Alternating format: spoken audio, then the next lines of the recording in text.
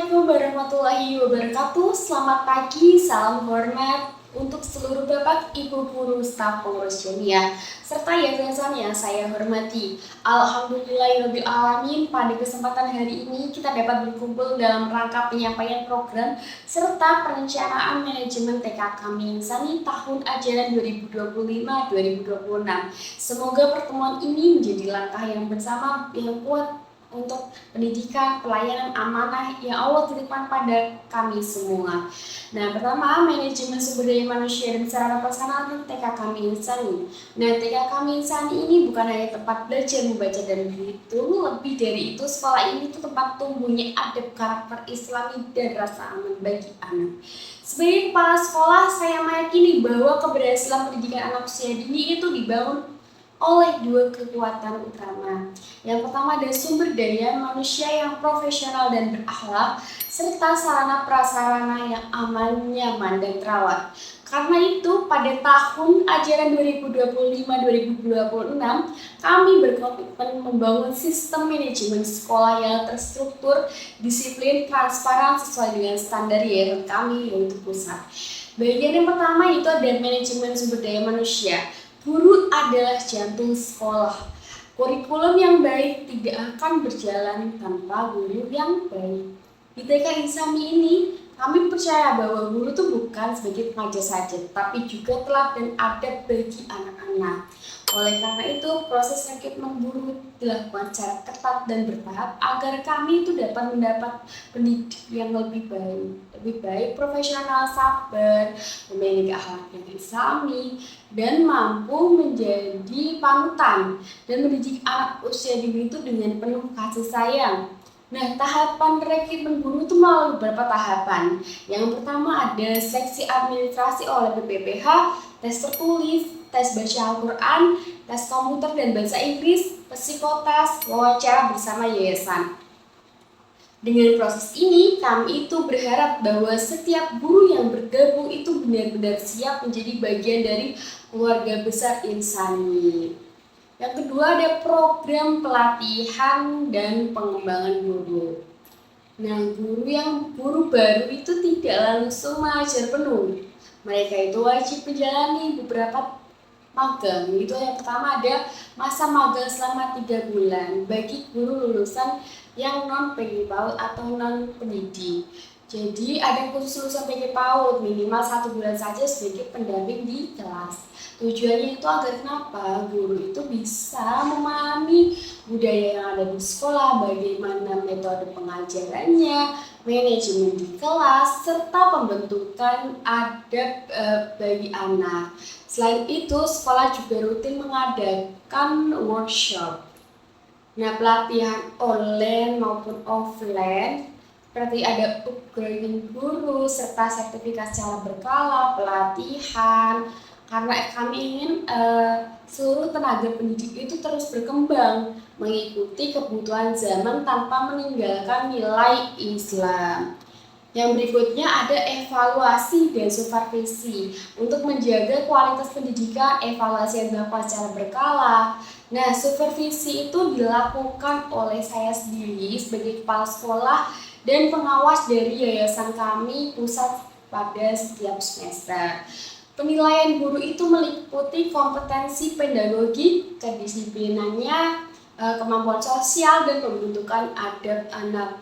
Jadi setiap bulan itu diterbitkanlah raport penilaian guru sebagai bahan evaluasi dan pengembangan diri.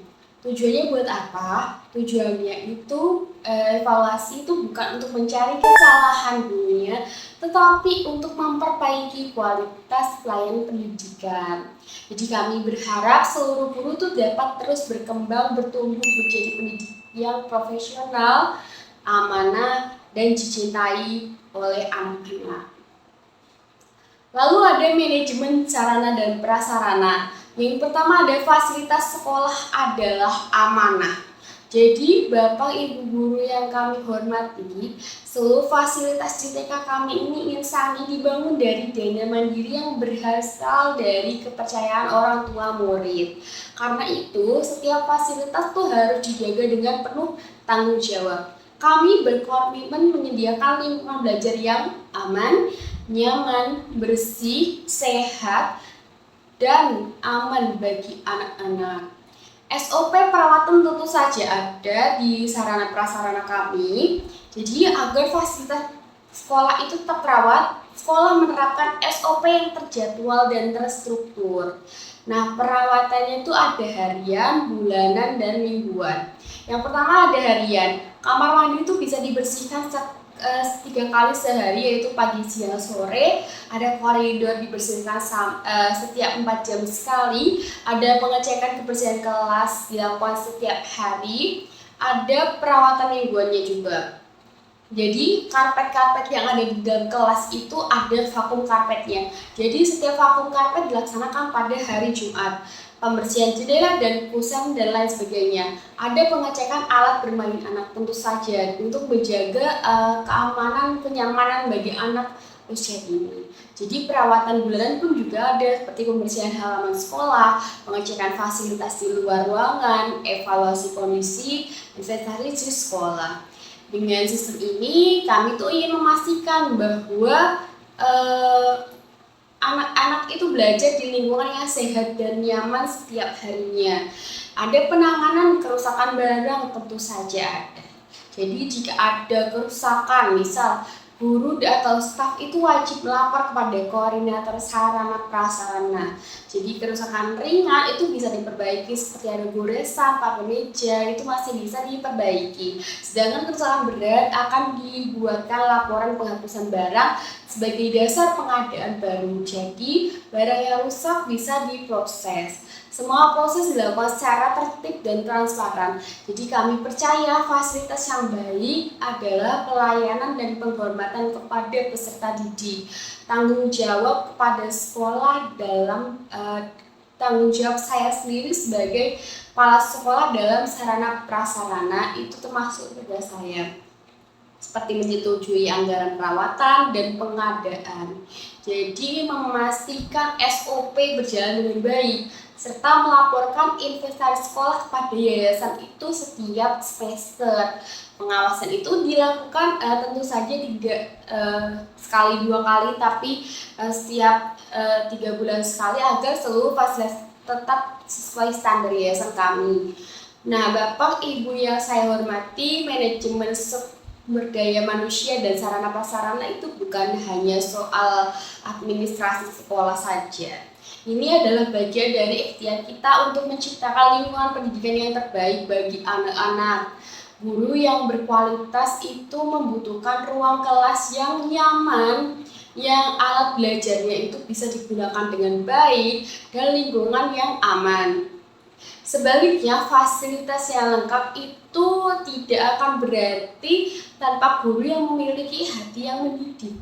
Karena itu sinergi antara sumber daya manusia dan sarana prasarana harus kita jaga bersama. Jadi saya harap TK kami Insani ini dapat menjadi sekolah yang unggul dalam adab, kuat dalam ilmu, profesional dalam pelayanan tentu saja, dan terpercaya di tengahnya masyarakat.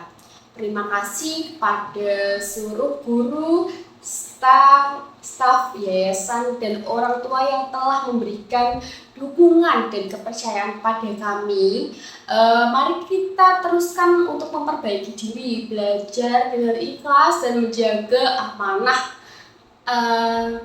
pendidikan ini bersama-sama. Mohon maaf apabila masih terdapat kekurangan. Wassalamualaikum warahmatullahi wabarakatuh.